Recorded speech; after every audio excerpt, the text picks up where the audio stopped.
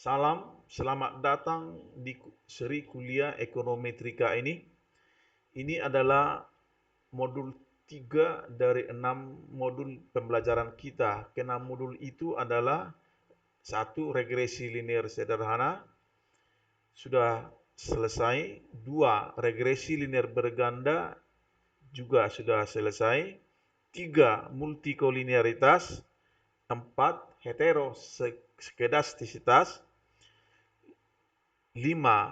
Autokorelasi, dan 6. Kesalahan atau bias spesifikasi model. Sekarang kita lanjutkan modul 3 yang berjudul multikolinearitas. Apa yang terjadi jika regresor-regresor berkorelasi? Konten modul ini terbagi atas 5 bagian. A. Pendahuluan. B. Sifat multikolinearitas. C. Konsekuensi multikolinearitas. D. Deteksi multikolinearitas. Dan E.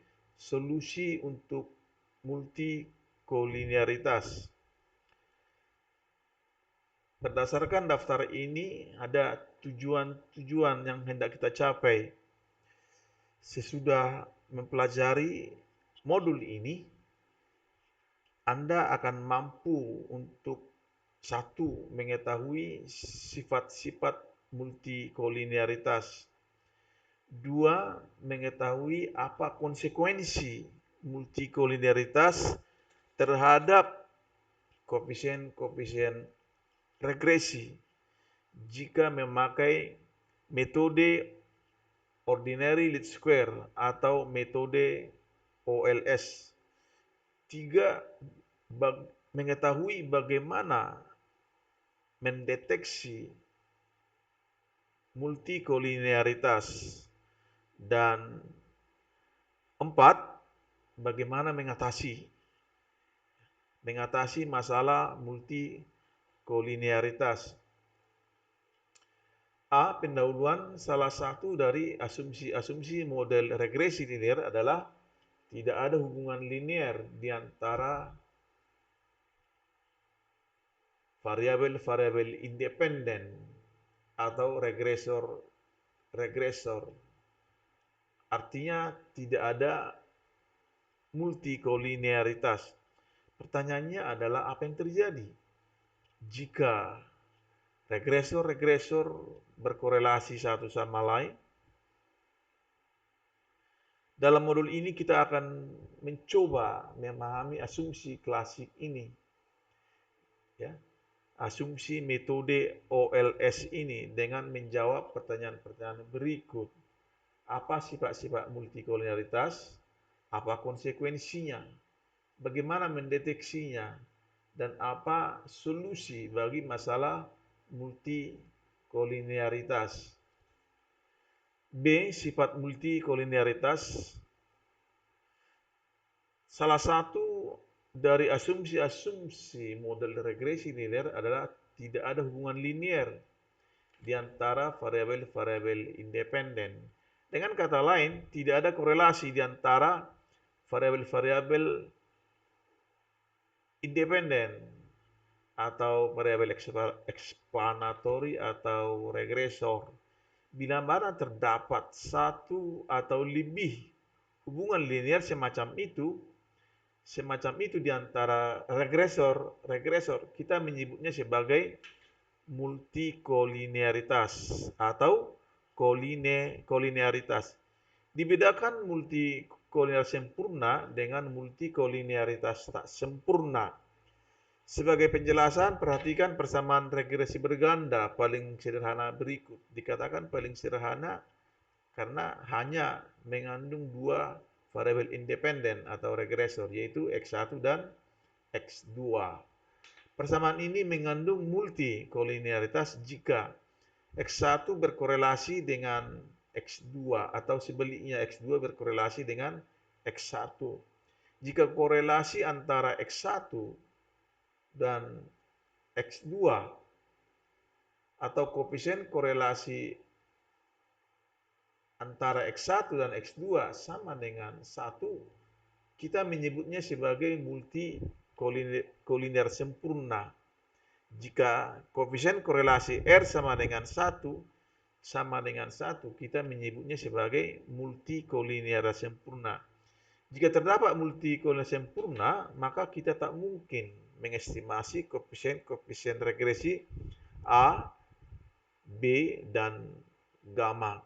Tidak mungkin. Dalam dunia nyata jarang didapati multikolinearitas sempurna, tetapi dalam kasus multikolinearitas sangat tinggi atau multikolinearitas tak sempurna, sulit atau tidak mungkin mengisolasi secara terpisah efek atau dampak X1 dan X2 pada Y. Sebagai ilustrasi multikolinearitas sempurna, andaikan regresi time series pengeluaran konsumsi pada pendapatan dan kekayaan. Secara teoritis, pendapatan dan kekayaan adalah dua penentu penting dari pengeluaran konsumsi. Tapi kedua variabel ini sangat mungkin berkorelasi. Jika keduanya tak dikatakan berkorelasi sempurna, orang kaya biasanya cenderung berpendapatan lebih besar. Jadi dalam praktek sulit memisahkan pengaruh pendapatan dan kekayaan pada pengeluaran konsumsi. Multikolinearitas terjadi tidak hanya pada data time series, tapi juga pada data cross section. Misalnya dalam estimasi fungsi produksi, data tenaga kerja dan kapital sangat mungkin berkorelasi karena perusahaan-perusahaan yang relatif besar memakai tenaga kerja dan kapital yang lebih besar daripada perusahaan-perusahaan kecil yang memakai tenaga kerja dan kapital yang lebih kecil. Sebagai contoh memakai angka-angka, andaikan data hipotetis berikut. Ada dua variabel independen dengan variabel dependen Y. Dalam tabel ini, ternyata variabel X2 dapat dinyatakan sebagai fungsi linier dari X1 atau X2 sama dengan 2X1. 18 sama dengan 2 kali 9. 14 sama dengan 2 kali 7. 24 sama dengan 2 kali 12.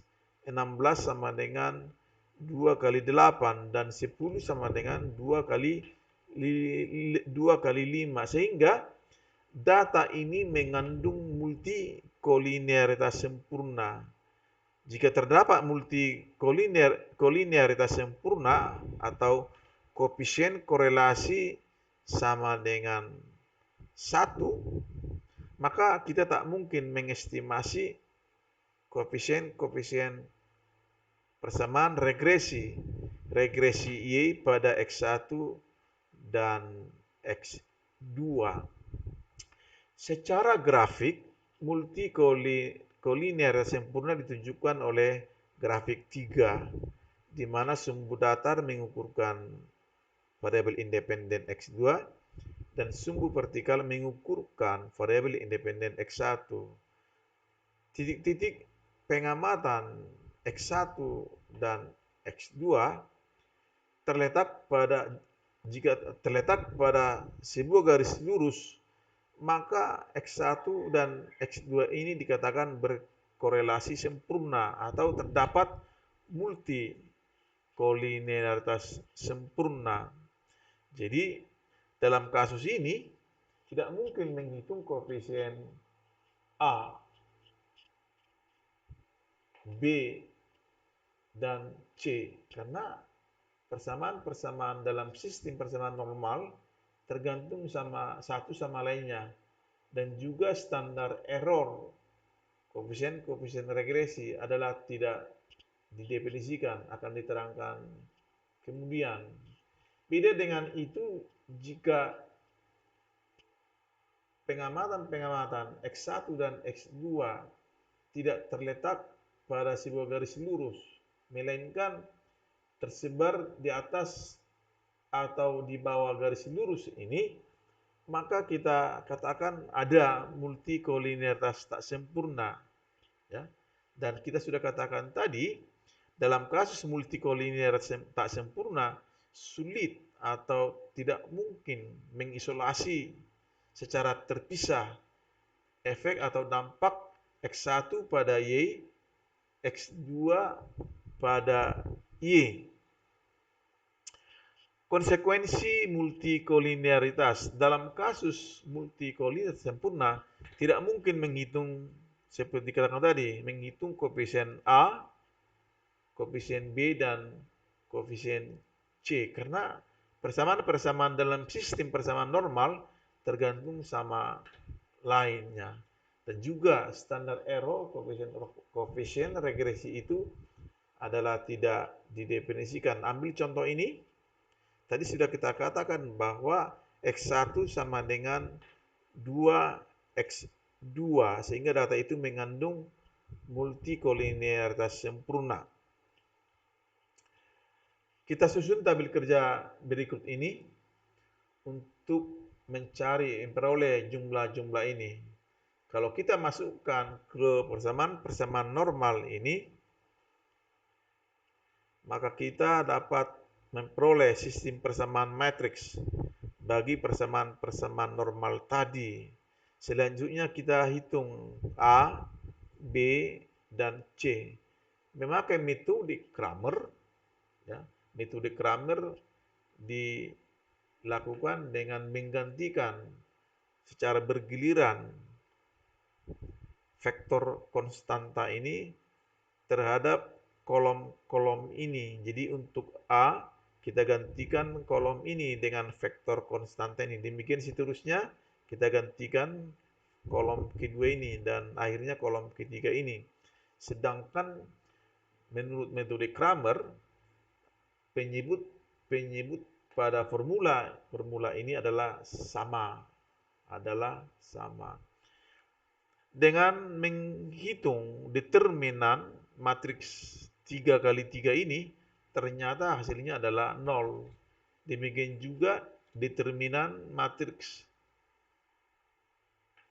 pada penyebut ini sama dengan 0. Sehingga hasilnya adalah 0 per 0. 0 per 0 secara matematika adalah tidak didefinisikan. Sama dengan mengatakan 1 dibagi 0. Kalau 0 dibagi 1, hasilnya adalah 0. Jadi demikian juga B dan juga C. Jadi tak ada hasilnya. 0 per 0 tidak didefinisikan. Jadi seperti kita katakan tadi, kita tak mungkin mengestimasi koefisien atau estimator A, B, dan C jika data itu mengandung multikolinearitas sempurna.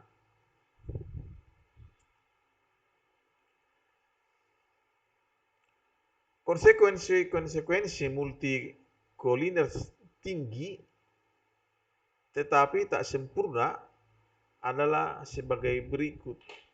Memang estimator A, B, dan C masih tak bias atau unbiased estimators.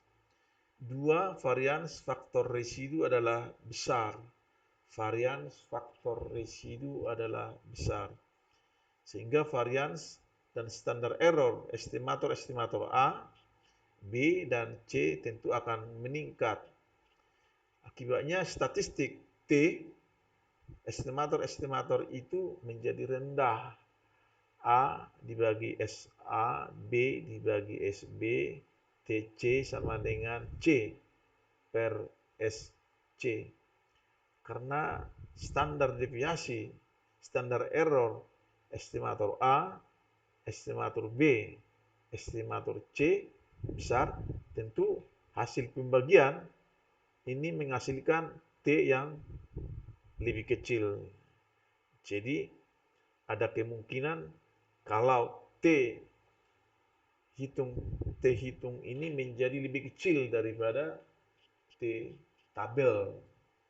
Sekali lagi, kasus multikolinear sempurna jarang dijumpai dalam dunia nyata. D. Deteksi multikolinearitas. Ada 3 cara untuk mendeteksi multikolinearitas. Satu, kita memeriksa koefisien penentuan R kuadrat. Kita memeriksa koefisien korelasi. Koefisien korelasi di antara variabel-variabel independen. Jadi, 3, memeriksa apa yang disebut dengan variance inflation factor atau VIV atau tolerance atau disingkat sebagai TOL, tolerance, di mana TOL ini sama dengan 1/VIV. Maksudnya dengan memakai angka-angka nanti memang R kuadratnya tinggi, tetapi hanya beberapa rasio T-nya, ya, statistik T-nya signifikan, ya, yang mungkin mengindikasikan adanya multikolinearitas. Kedua ini, korelasi 2 atau lebih variabel independen dalam persamaan regresi adalah tinggi. 3, VIV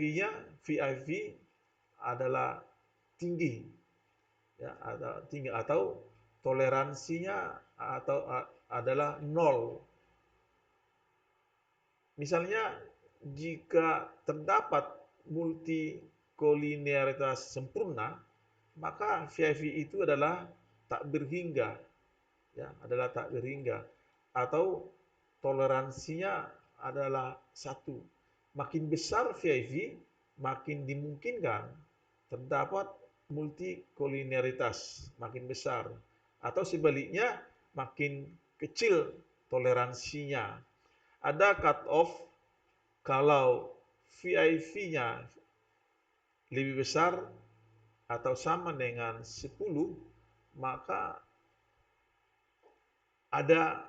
terdapat multikolinearitas. Atau jika toleransinya lebih kecil atau sama dengan 0,1, maka disinyalir ada multikolinearitas. Contoh-contoh angka-angka akan menjelaskan ketiga indikator-indikator ini. Ambil contoh data time series dengan 2 variabel independen dan variabel dependen Y, di mana Y adalah pengeluaran konsumsi, X1 adalah pendapatan, dan X2 adalah harta. Memakai software Excel, maka hasil regresi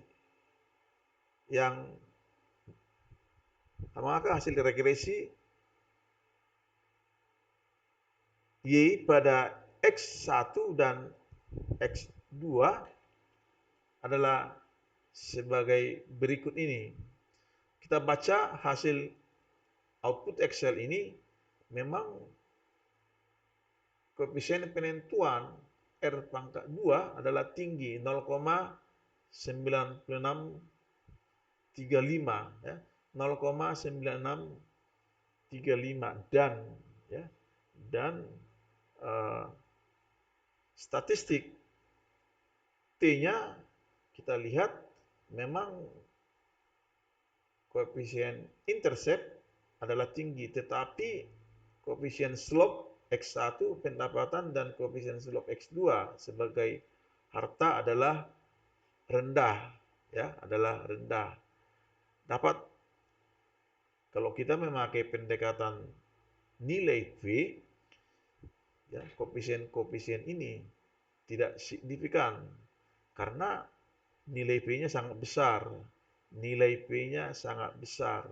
Ya, sangat besar, jauh di atas alfa 1% atau alfa 5%, bahkan pada alfa 10%. Ini hasil output Excel ini mengindikasikan kalau data tadi mengandung multikolinearitas. Indikator lain adalah memeriksa koefisien korelasi, ya, koefisien korelasi di antara X1 dan X2, ya. Dengan memakai software Evius, kita memilih Quick untuk mendapatkan grup statistik dan correlation, ya, dengan memakai software SPSS, ya, kita dengan mudah memilih menu-menu yang berkaitan dengan itu. Kita memilih bivariate correlations, memilih mencentang person untuk mencari koefisien korelasi di antara X1 dan X2. Kemudian untuk mengetahui indikator VIV-nya, ya, memakai software SPSS, kita memilih menu linear regression dan selanjutnya mencentang collinear diagnostic. Maka hasilnya adalah sebagai berikut. Dengan memakai Evius, kita memperoleh matriks korelasi berikut.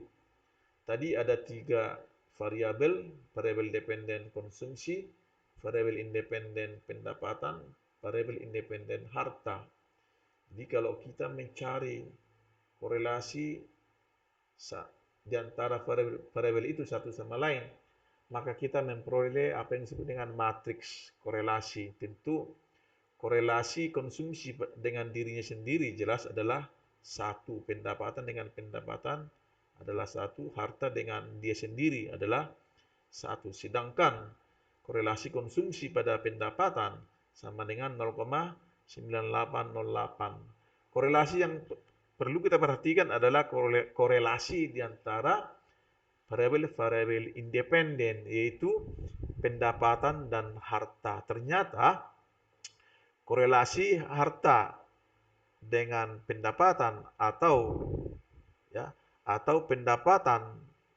pendapatan dengan harta atau harta dengan pendapatan, ya, secara korelatif tentu adalah sama satu sama lain, yaitu sebesar 0,99, yaitu suatu koefisien yang sangat tinggi, sangat dekat dengan 1.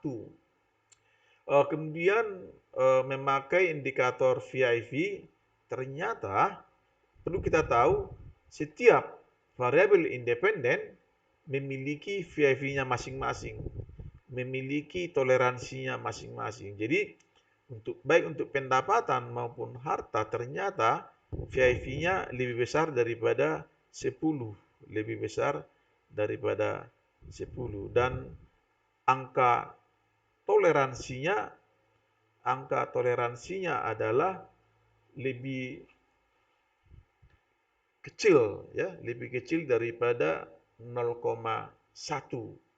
ya, atau lebih kecil atau sama dengan 0,1. Ini menunjukkan matriks korelasi ini ada, ya, ada multikolinearitas di antara variabel-variabel independen tadi. Juga memakai indikator VIV atau indikator toleransi, ya, variabel-variabel independen X1 pendapatan dan X2 harta mengandung multikolinearitas. Informasi-informasi tadi, hasil-hasil tadi dapat diringkaskan dalam format ini, ya. Sebagaimana kita sudah lakukan dalam regresi linear sederhana dan regresi linear berganda, ya, hasil-hasil itu diringkaskan sebagai berikut ini. Jadi kita lihat tadi, ya, kita lihat bahwa statistik T untuk koefisien X1 dan koefisien X2 ternyata sangat kecil. Dan ini dapat dikonfirmasi dengan cepat oleh nilai P yang lebih besar, jauh di atas angka 0,1, 0,5, bahkan angka alfa 0,10 atau 10%. Ya, koefisien korelasi antara X1 dan X2 ini sebesar 0,99 mengindikasikan bahwa ada, ya, terdapat multikolinearitas di antara variabel-variabel independen X1 dan X2. Contoh lain adalah, ya,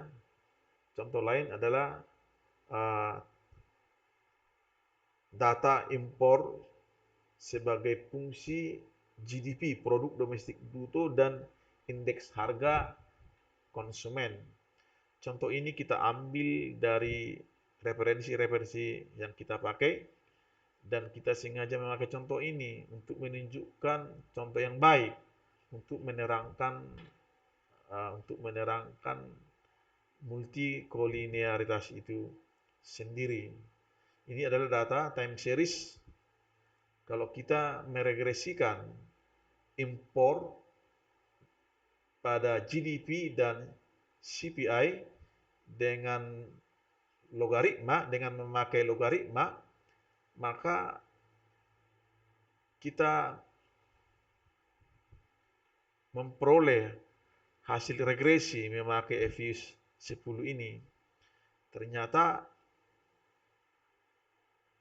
CPI, Consumer Price Index, atau katakanlah dengan gamblang, ternyata inflasi, ya, mempengaruhi impor secara negatif. Jadi tidak sesuai dengan teori. Harusnya ini bertanda positif. Jika inflasi tinggi sebuah negara, maka berarti harga barang dan jasa negara itu menjadi relatif mahal dibandingkan dengan barang-barang luar negeri. Jadi ini mendorong penduduk negara itu banyak mengimpor. Jadi jika CPI naik, maka impor tentu akan naik.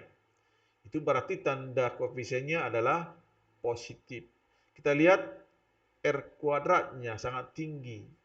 Jadi ada indikasi bahwa ada multikolinearitas di antara variabel independen GDP dan CPI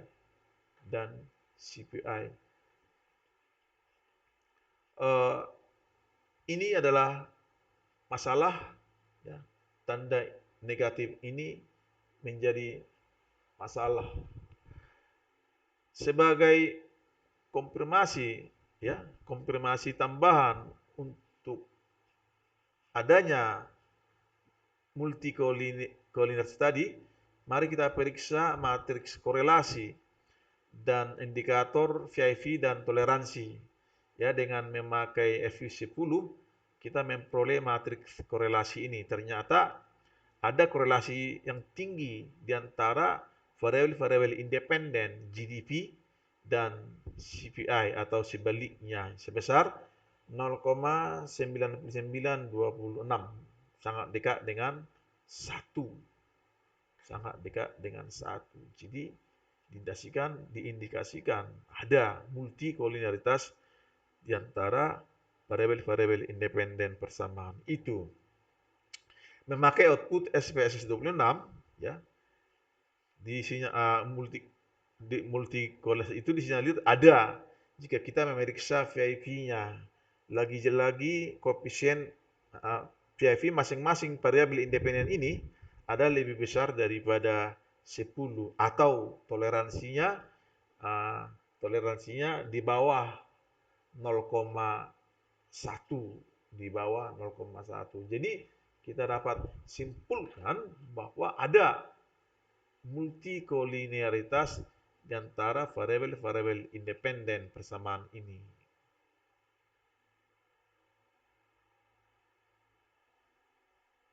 Nilai P yang sangat tinggi. Selanjutnya, terakhir, yaitu bagian E, apa solusi untuk multikolinialitas sendiri. Multikolinialitas antara lain dapat diatasi dengan cara-cara sebagai berikut. Satu, menambah lebih banyak data. Dua, memakai informasi a priori yang tersedia. Misalnya, kita tahu dari studi terdahulu bahwa hubungan X1 dan X2 adalah B sama dengan 0,25C. Ya, dari riset terdahulu diketahui bahwa B itu adalah 0,25C. 3. Mentransformasi hubungan fungsional. 4. Mengeluarkan salah satu dari dua variabel yang berkorelasi sangat tinggi. Mengeluarkan salah satu dari dua variabel yang berkorelasi sangat tinggi. 5. Kita tak berbuat apa-apa dengan masalah itu. Memang sering sekali kita tidak berbuat apa-apa sebab mengenai masalah sendiri. Ya, dalam buku teks kita sering mengatakan doing nothing is the best remedy for multicollinearity. Ya, tidak melakukan apa-apa adalah obat yang terbaik bagi multicollinearity itu sendiri. Kita lebih membahas secara kuantitatif cara kedua, cara ketiga, dan cara keempat. Ya, menambah lebih banyak data, ya kita menambah lebih banyak lagi data supaya kita terhindar dari masalah multikolinialitas, atau bahkan secara ekstrim we do nothing, ya kita tak berbuat apa-apa, kita biarkan persamaan itu apa adanya. Tentu tetap memeriksa persyaratan lain, ya di mana persamaan itu memang masih layak dipakai untuk menjelaskan dan meramalkan variabel dependennya. Ya, mungkin kita harus memeriksa tanda koefisien variabel-variabel independen masih sesuai dengan teori yang ada. Memakai data cross section, katakanlah ada 15 rumah tangga di mana konsumsi sebagai fungsi pendapatan siap guna dan harta. Memakai Fuse 10, ya, ternyata ada masalah dalam hasilnya. Ternyata harta berhubungan negatif dengan pengeluaran konsumsi. Tentu ini tidak sesuai dengan teori. Harta berhubungan secara positif dengan pengeluaran konsumsi. Kita tahu makin besar harta, makin besar pengeluaran konsumsi seseorang. Kita lihat statistik R, pangkat 2 memang besar, sangat dekat dengan 1. Tetapi kita lihat di sini meski R kuadratnya tinggi, nilai P sangat besar. Nilai-nilai P ini sangat besar. Misalnya untuk pendapatan siap guna, nilai P-nya adalah 7,6%. Apalagi harta, nilai P-nya adalah 42,1%. Sangat jauh dari tingkat-tingkat signifikansi yang ditolerir, 1%, 5%, atau 10%. Hasil ini menunjukkan ada multikolinialitas dalam data tadi. Bagaimana mengatasinya?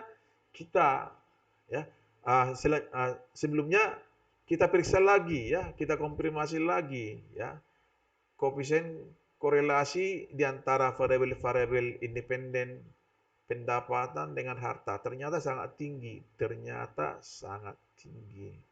Begitu juga angka VIV-nya jauh di atas 10 dan toleransinya jauh lebih kecil daripada angka 0,1. Ingat sekali lagi, masing-masing variabel independen memiliki VIV-nya atau toleransinya masing-masing. Jadi hasil output komputer ini menunjukkan ada multikolinialitas dalam data ini.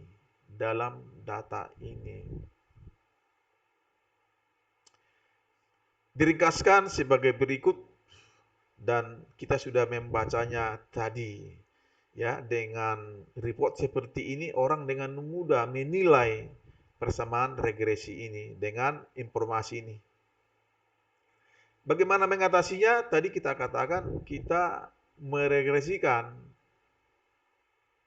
variabel dependen pengeluaran konsumsi masing-masing pada variabel-variabel independennya. Kalau kita regresikan pengeluaran konsumsi pada pendapatan siap guna, menghasilkan R kuadrat yang tinggi dan statistik T yang besar dan nilai P yang sangat kecil. Artinya, koefisien regresi ini adalah signifikan pada alfa 5%, bahkan pada alfa 1%.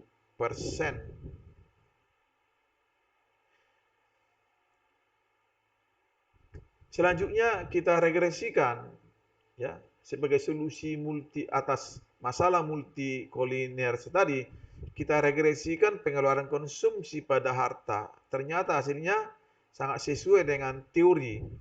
Harta berhubungan positif dengan pengeluaran konsumsi. Tadi dengan regresi pengeluaran konsumsi pada pendapatan dan harta menghasilkan koefisien harta yang negatif, tak sesuai dengan teori. Ternyata kalau kita regresikan secara individual, menghasilkan koefisien yang tanda koefisien yang sesuai dengan teori. Juga kita lihat di sini, statistiknya menjadi lebih besar. Bahkan nilai P-nya menjadi sangat-sangat kecil, hampir nol. Di sini lagi-lagi R kuadratnya sangat tinggi. Jadi dengan hasil ini kita mengatakan bahwa tak ada multikolinearitas dalam data tadi. Tapi kita tahu kalau kita melakukan regresi yang demikian, yaitu mengeluarkan salah satu variabel independen, mengeluarkan Y atau mengeluarkan W. Akibatnya kita melakukan bias estimasi. Yang seharusnya kita hindari. Kenapa? Karena teori ekonomi mengusulkan bahwa kedua variabel Y dan W sebaiknya dimasukkan sekaligus dalam fungsi konsumsi. Tidak mengeluarkannya salah satu dari duanya, tapi memasukkan sekaligus.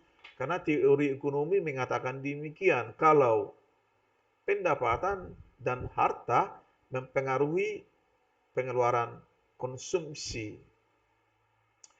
Contoh lain adalah seperti kita katakan tadi, ya, solusi untuk masalah multikolinearitas adalah memakai informasi a priori. Katakanlah dalam persamaan regresi berganda dengan dua variabel independen, ternyata B2 itu adalah 0,25 B1. Jadi dengan memakai informasi ini, maka kita dapat memodifikasi persamaan regresi yang hendak ditaksir. C sama dengan B0 tambah B1 YD tambah B2 W. Kalau B2 sama dengan 0,25 B1, maka C dapat kita rumuskan sebagai B0 tambah B1 YD tambah B2 W tambah B2 W. Ya. Selanjutnya kita dapat tuliskan C sama dengan B0 tambah B1 WD tambah 0,25 B1 W. Ya, 0,25 B1 W. Kita sederhanakan persamaan ini menjadi C sama dengan B0 tambah B1 kurung buka YD tambah 0,25 W kurung tutup. Jadi kalau kita misalkan YD tambah 0,25 sebagai 0,25W sebagai Z, maka persamaan yang hendak kita taksir itu adalah C sama dengan B0 tambah B1 Z. Tentu untuk menaksir ini, kita cari dulu variabel Z dengan rumus YD sama dengan 0,25W. YD sama dengan 0,25W. Sudah kita hitung dalam kolom keempat ini. W sama dengan 144 dengan formula tadi. Kita sudah cari variabel Z memakai formula tadi dengan formula YD sama tambah 0,25W bagi baris pertama ini menghasilkan Z sama dengan 72.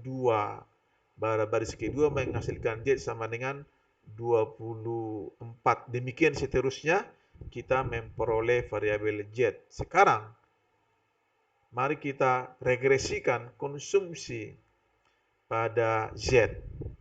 Konsumsi pada Z menghasilkan output ini, ya. Ternyata kalau kita baca tabel ini, R kuadratnya tinggi, ya. Juga statistik T-nya dan nilai P yang sangat kecil. Ingat, untuk signifikansi persamaan regresi kita mengharapkan statistik T yang sebesar-besarnya dan nilai P yang sekecil-kecilnya. Itu menggaransi signifikansi sebuah persamaan. Itu mengapa begitu? Karena antara lain karena standar errornya yang kecil. Tadi sudah kita jelaskan di modul-modul sebelumnya, ya. Kalau standar error menjadi besar atau varians persamaan regresi itu tidak lagi minimum, maka standar error koefisien regresi menjadi sangat besar sehingga menyebabkan statistik T yang sangat besar. Tentu juga, ya, hasil komputer akan menunjukkan nilai P yang sangat besar, Baik, kembali ke solusi atas masalah multikolinear tadi. Maka persamaan regresi yang kita dapat adalah ini memakai variabel Z. Kalau kita kembalikan, ya, variabel koefisien ini kepada asalnya, maka kita memperoleh kembali persamaan regresi yang menghubungkan C pada YD dan pada W.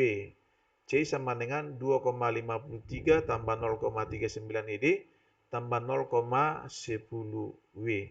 Dengan persamaan ini, ya, dengan hasil ini kita dapat mengatakan bahwa persamaan regresi ini terbebas dari masalah multikolinearitas. Contoh lain adalah data cross section, ya, di mana ada 15 perusahaan, kita hendak meregresikan atau menaksir apa yang disebut dengan fungsi produksi Cobb-Douglas, ya, output pada labor dan pada kapital, ya. Dalam konteks estimasi fungsi produksi Cobb-Douglas, kita menghitung dulu logaritma natural masing-masing variabel ini. Sudah kita lakukan. Kemudian kita memakai FV10 untuk mengestimasi fungsi produksi Cobb-Douglas dimaksud. Kalau kita lihat di sini memang R kuadratnya sangat tinggi, ya, relatif tinggi 0,97, tapi statistik T-nya sangat kecil atau nilai-nilai P-nya juga menjadi lebih besar, ya, lebih besar daripada angka-angka tingkat signifikansi yang ditolerir 1%, 5%, 10%. Ini ada indikasi ada multikolinearitas. Bagaimana mengatasinya? Kita melakukan regresi secara individual seperti ditunjukkan oleh hasil FUS ini. Memang R kuadratnya menjadi, jangankan R kuadratnya tinggi, juga statistik T-nya sangat tinggi. Bahkan nilai-nilai P-nya hampir nol. Menunjukkan ya bahwa menunjukkan ada hubungan signifikan antara key output dengan tenaga kerja dalam ukuran logaritma. Demikian juga pada logaritma kapital ya. R tinggi, nilai T yang statistik T yang besar, dan nilai P yang sangat kecil, hampir sama dengan nol ya, hampir sama dengan nol. Tapi melakukan hal yang demikian ya menyebabkan terjadi bias dalam estimasi fungsi produksi Douglas, karena teori ekonomi mengatakan bahwa kedua variabel independen, tenaga kerja dan modal, sebaiknya dimasukkan dalam mengestimasi fungsi produksi Douglas, melakukan bias ya. Jadi yang mana kita pilih, membiarkan bias yang terjadi atau melakukan regresi lengkap seperti tadi, tapi regresi yang mengandung multi kolinearitas. Solusi lain adalah melakukan transformasi variabel. Dalam teori produksi, dalam ekonomi mikro, kita mengenal apa yang disebut dengan return to scale. Ya. Seringkali produksi itu disifati oleh konstan return to scale, di mana B tambah C itu sama dengan 1. Jadi dengan informasi a priori ini, kita dapat mentransformasi variabel-variabel dalam fungsi produksi Douglas dimaksud. Dengan mengikuti uraian-uraian ini, maka kita menghasilkan persamaan regresi yang hendak ditaksir, yaitu ln Q bintang sama dengan A tambah B ln L bintang tambah U ya, tambah U. Jadi di sini enggak seperti di awal tadi, ln Q sama dengan A tambah B ln L tambah C ln logaritma natural, maksudnya ln K ya.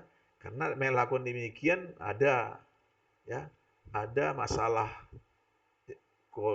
multi kolinearitas yang terjadi. Tapi dengan melakukan transformasi variabel dengan memakai informasi a priori, yaitu konstan return to scale, B tambah C sama dengan 1, maka kita dapat melakukan estimasi fungsi produksi Douglas dimaksud. Hasil EPIUS menunjukkan ditunjukkan oleh tabel berikut. Ya, kita lihat R kuadratnya sangat tinggi, dekat dengan 1, hampir sama dengan 1. Demikian juga statistik T-nya, apalagi nilai P-nya, ya, hampir sama dengan 0. Ingat, kita harap T yang lebih besar, nilai P yang rendah, nilai T yang tinggi, nilai P yang rendah. Kita harapkan itu untuk menggaransi signifikansi sebuah persamaan regresi. Dengan hasil ini kita dapat cari C sebagai 1 kurang B sama dengan 1 kurang 0,83 sama dengan 0,17. Demikian transformasi variabel dapat mengatasi multikolinearitas yang terjadi yang terdapat dalam estimasi fungsi produksi Douglas tadi. Demikian pembahasan kita mengenai masalah multikolinearitas. Untuk mendalami materi ini lebih lanjut, Anda dapat membaca literatur ini. Tadi saya katakan ada contoh contoh yang kita adopsi dari buku-buku ini untuk kita jadikan sebagai contoh ilustratif mengenai masalah multikolinialitas. Ya. Lalu kita tunjukkan prosesnya, mengapa multikolinialitas itu menjadi masalah. Terima kasih, dan Anda masih diharapkan untuk menyaksikan lanjutan video ajar ini. Dalam modul berikutnya kita akan bahas heterosekidastisitas. Di sini dalam hal ini kita mencoba menjawab pertanyaan, ya, apa yang terjadi jika variance error tidak konstan, tidak konstan.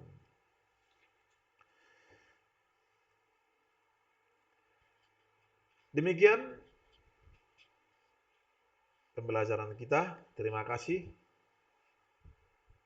Anda sudah menyaksikan video ajar ini, dan saya berharap Anda tidak lupa melakukan like, komen, subscribe, dan share video ajar ini. Sampai jumpa dalam pembelajaran lainnya.